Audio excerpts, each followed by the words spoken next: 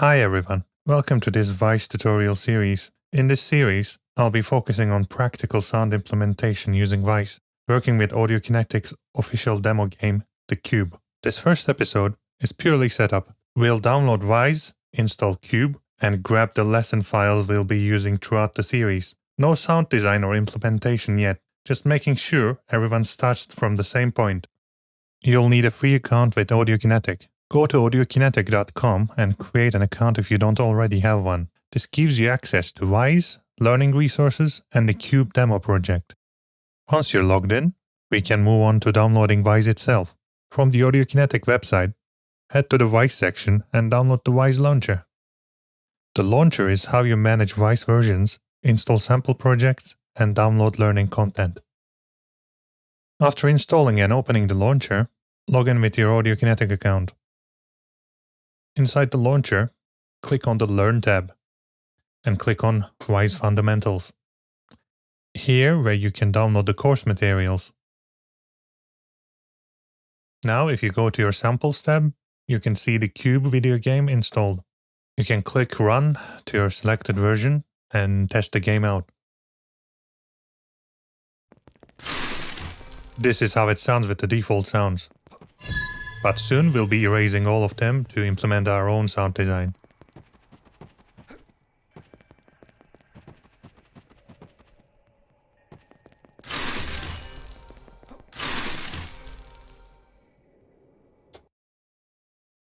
To implement our own sounds, first we need to delete the soundbank from the original Cube game files.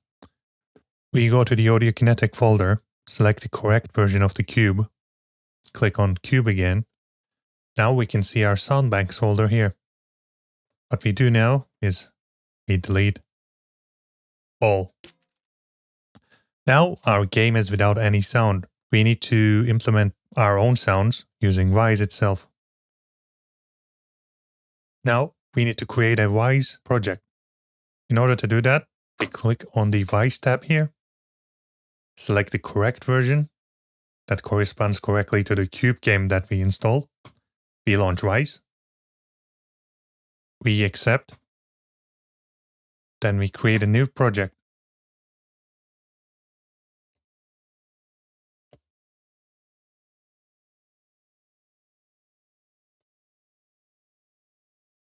This is important.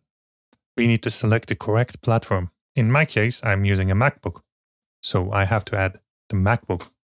But most of you will be doing this on Windows, so don't forget to put Windows and Mac if you're planning to release this on Mac too.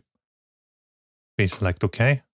This license manager will pop up, but it's not important because we can use up to 200 media assets without a license. Now, this is how our default project looks like. Let's set our soundbank paths. For that, click on Layouts, click on Soundbank.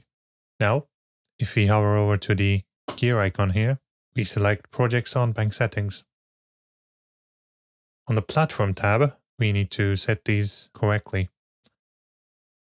In order to do this, we need to find our Cube installation location and the correct version of Cube. We click on Cube, Cube, then select Soundbanks. Then we need a new folder here called Mac in this case, and we say Choose. Now we need to do the same thing for Windows. We select Soundbank, say New Folder, and create a new folder called Windows. Now we have our Soundbank folders correctly created. Now let's go ahead and save the project. Let's go back to our Audiokinetic launcher. Click on Learn, Wwise Fundamentals, and let's click on Open this containing folder. This Wwise Fundamentals folder is where we have all of our sounds.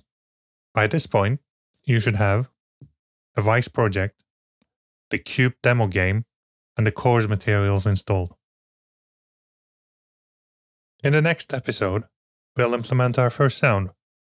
Thanks for watching, and I'll see you on the next episode.